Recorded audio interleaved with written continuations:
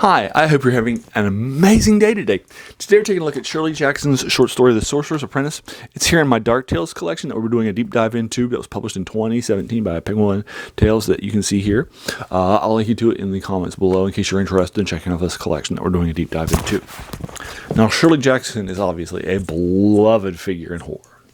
She's one of the most popular and most beloved and pretty influential in the horror genre of all time for American canon. I wanted to do a deeper dive into her stuff. I'd only read two of her short stories before I did this. Well, one short story, one novel before I did this. The first was Lottery, which I'd give a 10 out of 10 to every time, that I read when I was a kid, loved in school. That everybody does as a part of the American canon, literary canon, and that's very nice and I loved it. And then the second one I read was for this channel actually, the novel The Haunting of Hill House, which is her seminal work and beloved bestseller.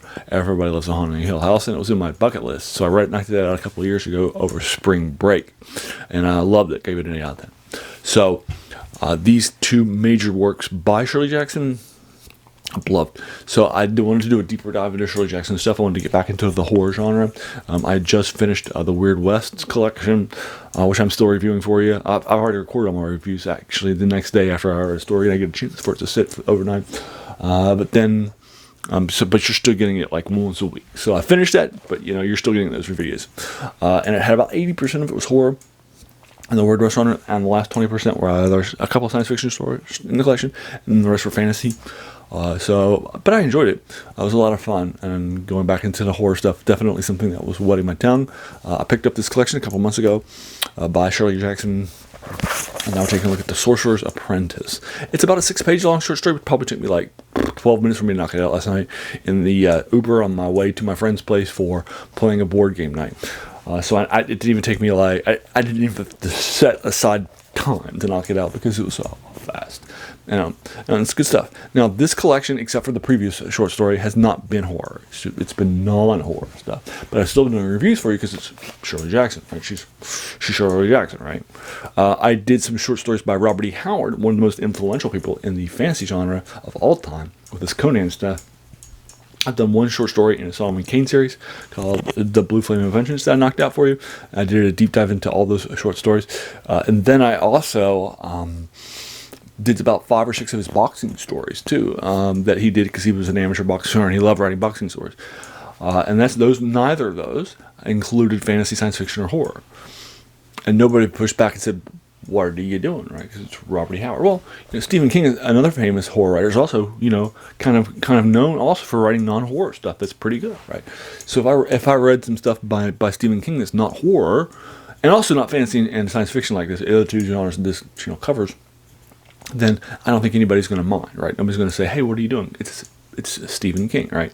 He's a big enough name that nobody's going to mind me doing a deep dive into it and finding out the context of it. So the context of Shirley Jackson is that she's written a lot of stuff that's outside the horror genre, and a lot of them are in the Dark Tales collection. And this is another one of those, The Sorcerer's Apprentice. Now, the key parts of The Sorcerer's Apprentice, and again, I try to keep these spoiler free, so I'm only going to give you sort of the basic concept of what's happening. So our main character is about 34 years old. Her name is Miss Matt, and she's a high school teacher. And she's definitely used to interacting with high school people. She's still very innocent in a lot of ways. She still blushes, for example. There's a line that says that, and so forth. And she's not married. She went on a trip with some other fellow single teachers on a cruise, and none of them are now married, right? And they're all sad about that. So that's a key part of character development that you're getting early on. And now a girl walks into her apartment while she's playing a record of The Sorcerer's Apprentice, and crying at the end of a really rough day at work at her high school. And this young girl who's like 6 walks into her apartment named Krishna and introduces herself. And then she's coming to play her records because her record was broke, and her mother said that she could go play the records on the neighbor because they can hear her, listening to the record player at nights. And so this girl and this woman will meet. And that's the short. And then what actually happens in the meeting? That's the 6-page short story. So I'll go ahead and leave you to it. It's a lot of fun stuff that's happening in it. It definitely feels kind of psychological in places, more like a psychological drama, like a lot of these short stories do. Jackson clearly understands melodrama and psychological aspects of things, and so forth. And so this is definitely a key part of that, if you will. and I enjoyed it. I'm going to be giving this a 6+ out of 7, so more like a 6.7 or 6.6 that I'm running up to a 7 rather than a pure 7. It is fast, but it does have the occasional paragraph here and there that feels like it's not connected to the story of the description. That doesn't come to kind of like Chekhov's gun, where right, if you from Anton Chekhov, where if you put a gun in a script or show it on a theater stage, then it needs to show up in the actual thing, or else you shouldn't show it, right? Then it needs to show up in a script. It needs to have a purpose. And I feel like there's the occasional description or line or thing here that feels more like just mere world building rather than something that actually highlights what's happening here. Which is actually the first time actually there's a previous story this year that I didn't like that much. 2 stories ago that also did this. But in this case, I feel like there's the occasional line or description here that just feels like it's just world dressing, and that's not supposed to be something you get in short stories. That's more of the genre for the novel.